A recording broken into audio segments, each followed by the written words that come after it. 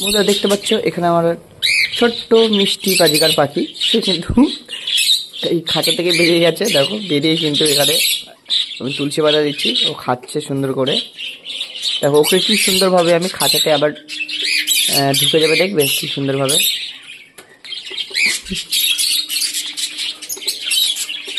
আনে আয় আয় আয় আয় আনে।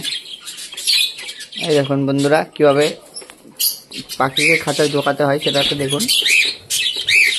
উপর দিয়ে ট্রাই করছে করুক। দেখো এই যে আমি রেখে দিচ্ছি, ও দেখো এসে অটোমেটিক দেখো খাঁচাতে ঢুকে যাবে। ওই যে পাশে দেখছে, বুঝতে পারছে না কোন দিক দিয়ে ঢুকবে, এবার এই পাশে আসলো, দেখা যাক। এনে এনে দেখাই, আয় আয় আরে আয় না।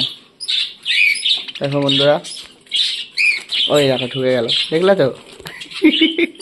আমাকে কিন্তু কোনো বেশি খাটনি করতে হলো ওটাকে ধরার জন্য।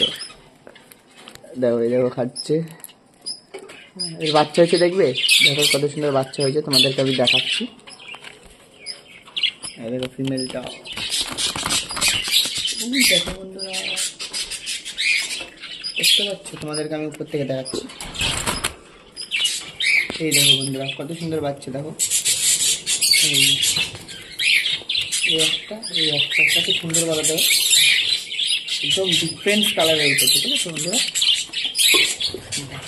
আর এই দেখো এই দেখতে পেয়েছো, এখানে বসে আছে চুপচাপ, মানে খাচ্ছে, দেখেছো কীভাবে একে খাঁচাতে ঢোকালাম, খুব সুন্দর।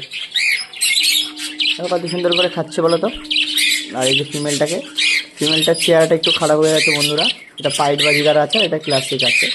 একে আবার রেস্টে রাখবো, একে সম্পূর্ণ রেস্টে রাখবো, কারণ ডিম পেরেছিল তো, ডিম পাস কিছুদিনের পরেই দেখছি এরকম অবস্থা হয়েছে। আমি ভাবলাম যে ডিমগুলো ফেলে দেবো, তাই বাচ্চাটাকে তুললাম। এবার একে সম্পূর্ণ রেস্টে রাখতে হবে। দেখো দেখতে পেয়েছো কত সুন্দর খাচ্ছে বলো তো। তাহলে আমার প্রিয় বন্ধুরা এই ছিল পাখিকে কীভাবে খাঁচার বাইরে থেকে ঘরে ঢোকানোর পদ্ধতি, একদম সহজ পদ্ধতি। এটা কিন্তু অ্যাপ্লাই করতে পারো।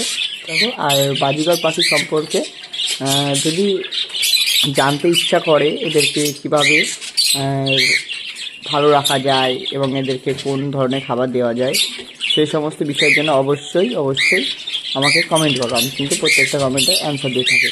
তাহলে আমার প্রিয় বন্ধুরা আজকের ভিডিওটা আমি এখানেই শেষ করছি। তোমাদের সাথে আমার আবার দেখা হচ্ছে নেক্সট ভিডিওতে। সুস্থ থাকো, ভালো থাকো।